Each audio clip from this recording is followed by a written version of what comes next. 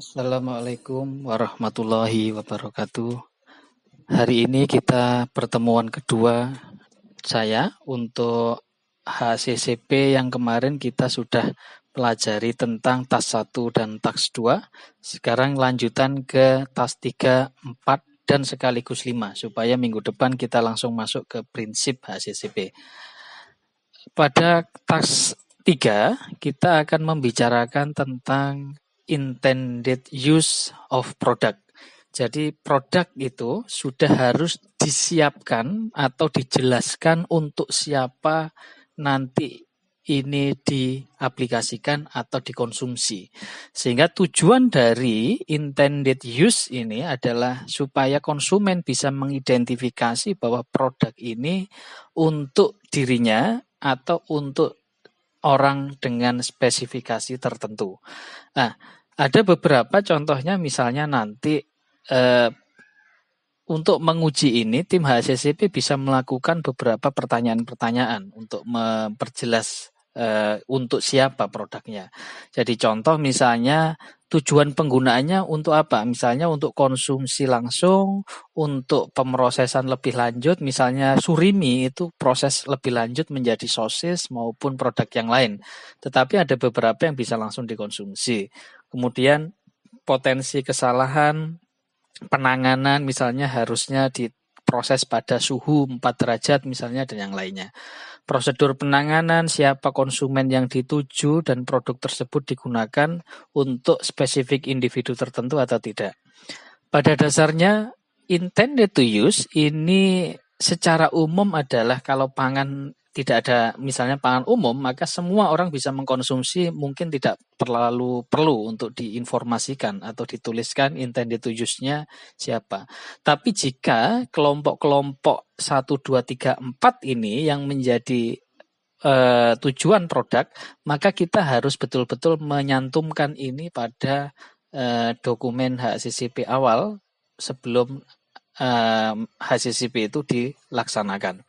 Contoh misalnya kelompok untuk bayi dan anak kecil misalnya, maka ada beberapa produk bubur bayi itu disebutkan juga di situ bahwa intended to use for babies atau for kid dengan misalnya penambahan EPA atau DHA. Karena kalau sudah orang-orang tua misalnya tidak perlu ada informasi-informasi khusus seperti itu.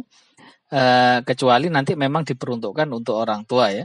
Karena bayi dan orang tua ini yang poin kedua ini sebenarnya mempunyai kemiripan pada sistem kekebalan yang masih belum stabil, tapi kalau orang lanjut usia itu karena sudah mengalami proses penurunan kualitas sel, maka dia juga ikut menurun dari kekebalan dan yang lainnya. Jadi agak mirip dan ini harus disebutkan. Kemudian yang ketiga adalah wanita hamil misalnya, maka ada beberapa yang harus diperhatikan karena di wanita hamil ini contohnya mengandung logam berat atau ini harus disebutkan misalnya ada kemungkinan mengandung itu atau yang Listeria monocytogenes karena bisa menghasilkan toksoplasma, ini harus disebutkan semuanya. Kemudian untuk orang kebutuhan khusus misalnya karena sekarang susu ada yang soya diperuntukkan orang yang misalnya mengalami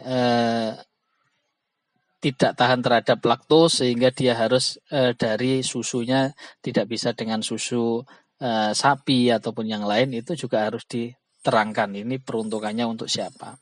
Nah, lembar kerja yang harus diisi itu hanya ini contohnya saja ya, ada beberapa lembar kerja itu ada intent use, kemudian targetnya untuk siapa, misalnya ini untuk bayi, untuk anak-anak, atau untuk misalnya orang tua, atau bahkan misalnya orang yang mempunyai kondisi tertentu. Misalnya Kiranti itu diperuntukkan untuk orang yang hanya mengalami menstruasi. Jadi ada beberapa target-target grup khusus yang harus nanti juga disebutkan di sana.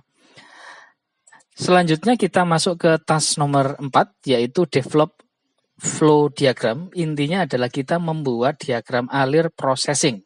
Jadi diagram alir processing ini tentu saja isinya adalah memberikan garis besar langkah-langkah proses produksi. Nah, di sini yang perlu adalah harus jelas, akurat, dan juga rinci, tetapi memang tidak terlalu detail sekali, tidak, hanya harus memang jelas, akurat dan cukup rinci. Kemudian hal ini nanti akan memberikan dasar bagi tim HACCP selanjutnya yang akan bekerja, karena jika ini tidak jelas maka tim HACCP nanti akan mengalami kesulitan untuk menganalisis beberapa potensi bahaya atau critical control point yang harus diawasi. Kemudian pada tas 4 ini juga beberapa informasi yang detail kemungkinan perlu ditambahkan. Contohnya misalnya bahan yang digunakan, kemasan produk yang harus digunakan itu kalau bisa juga disebutkan. Kemudian setiap proses outsourcing, kemudian sejarah waktu pelaksanaan dan yang lain ini juga harus disebutkan. Jadi ada 8 kunci ini yang perlu diperhatikan untuk membuat diagram alir proses ini menjadi sempurna. Contohnya flowchart ini kalau yang beberapa ada tipe 1 itu ada yang step 1, step 2, step 3 ini ada urutannya. Kemudian ini tentu saja masih belum terlalu detail. Nanti di sini ada misalnya grinding. Grinding itu dilakukan dengan menggunakan apa, suhunya harus berapa dan yang lain nanti ada dokumen terpisah. Tetapi flowchart ini memudahkan kita untuk menganalisis di mana letak CCP dari processing ini. Tipe yang kedua juga tipe yang ini continuous, kemudian ada tipe yang bisa kita memadukan dari beberapa step. Ini tentunya lebih rumit untuk menganalisis dari CCP-nya. Kemudian yang contoh skema pengolahan pabrik ini terkadang juga diperlukan untuk supaya kita bisa lebih detail lagi menganalisis beberapa kemungkinan yang akan terjadi di sini. Kita juga harus mempertimbangkan misalnya aliran dari bahan dan juga kita harus memperhatikan alur karyawan, kemudian bergeraknya ke mana dan yang lain itu juga harus diperhatikan. Kemudian untuk yang selanjutnya adalah task nomor 5, yaitu kita harus menverifikasi flowchart. Proses verifikasi ini dilakukan oleh tim HACCP yang sudah ahli biasanya. Karena apa? Karena ini mengkonfirmasikan segala informasi-informasi pada tahapan proses tadi. Misalnya pada awalnya, contoh saya buka untuk yang di sini, pada awalnya misalnya mixing ini dilakukan pada suhu ruang. Ternyata seharusnya berdasarkan dari teoritis dan yang lain ini tidak memungkinkan. Harus dengan suhu 4 derajat, maka kita harus merubah ini menjadi 4 derajat. Lah, proses verifikasi seperti ini nanti akan ditemukan pada task atau tugas yang kelima, yaitu preliminary task atau tugas awal sebelum HACCP itu dilaksanakan. Nah, tujuan dilakukannya proses ini adalah untuk memastikan bahwa semua proses utama itu sudah dilakukan. Jangan sampai nanti processing itu ternyata ada menyisakan atau satu step yang padahal itu sangat penting, jika tidak dilakukan misalnya produknya tidak jadi, maka ya harus kita mengulang lagi untuk membuat dari awal. Lah, kemungkinan perubahan-perubahan seperti ini akan ditemukan oleh tim verifikasi yang bertugas untuk yang tugas kelima ini. Lah, mengkonfirmasi asumsi sehubungan dengan pergerakan produk dan yang lain ini juga harus dilakukan. Intinya bahwa flowchart verification ini dilakukan pada satu tempat yang memang sudah dipersiapkan. Jadi kalau yang lain awal tadi, tas 1 sampai 4, itu bisa dilakukan berdasarkan teori dan yang lain. Tetapi kalau flowchart verification, tas 5 ini harus dilakukan pada lokasi yang memang sudah dilakukan. Jadi harus langsung ke lapang, melihat ke lapang. Karena terkadang di atas kertas oke, tetapi kemudian di lapangan ada masalah-masalah yang tidak bisa kompatibel dengan teori yang sudah kita sebutkan tadi. Sehingga terkadang misalnya pekerja yang ini ternyata ada tabrakan jalan atau misalnya jalannya kurang lebar yang lain itu nanti akan ketahuan pada proses verifikasi. Dan selama inspeksi di tempat fasilitas, peralatan dan operasional, tim HACCP ini harus juga memeriksa keakuratan dan kelengkapan diagram alur. Jadi setiap tim HACCP itu harus betul-betul mengikuti dari awal, dari bahan masuk. Misalnya ini nanti parkirnya di mana, kemudian ngambilnya ini raw materialnya bagaimana, dengan apa, suhu berapa orang, ini semuanya harus diverifikasi oleh tim HACCP. Karena ini keakuratannya itu sangat diperlukan. Contoh nanti di awal pabrik memutuskan ini cukup 1 orang untuk misalnya bongkar muat barang.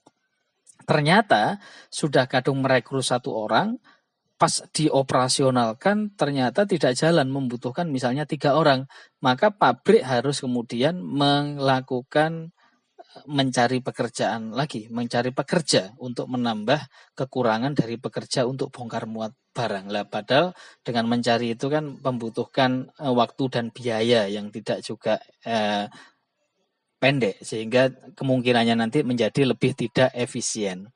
Kemudian dapat mengidentifikasi kekurangan-kekurangannya dan juga nanti jika ada dokumen-dokumen yang masih perlu disempurnakan maka harus dikoreksi oleh tim HACCP di sini. Dan ingat, meskipun sudah terlaksana atau sudah berjalan, terkadang juga masih ada beberapa miss-miss kecil atau kesalahan-kesalahan kecil yang nanti ini di dalam flowchart-nya dan yang lainnya ini harus diperbaiki untuk supaya lebih menjamin keamanan dari suatu produk. Sehingga proses pencatatan flowchart ini masih bersifat dinamis. Sehingga masih bisa berubah disebabkan dan karena peningkatan-peningkatan yang diperlukan dan mungkin ada beberapa miss yang harus diperbaiki supaya untuk menjamin keberlangsungan dari penjaminan kualitas. Demikian untuk pertemuan kedua ini. Minggu depan kita akan langsung masuk kepada 7 prinsip HACCP. Jadi kita langsung selesaikan di 2 pertemuan awal ini tentang preliminary task atau tugas awal yang harus dilakukan sebelum kita masuk ke 7 prinsip HACCP. Untuk seperti biasa diskusi dan pertanyaan bisa masuk ke Google Classroom dan kita bisa melakukan proses tanya jawab diskusi di sana. Saya tutup sekian. Billahi taufiq wal hidayah. Assalamualaikum warahmatullahi wabarakatuh.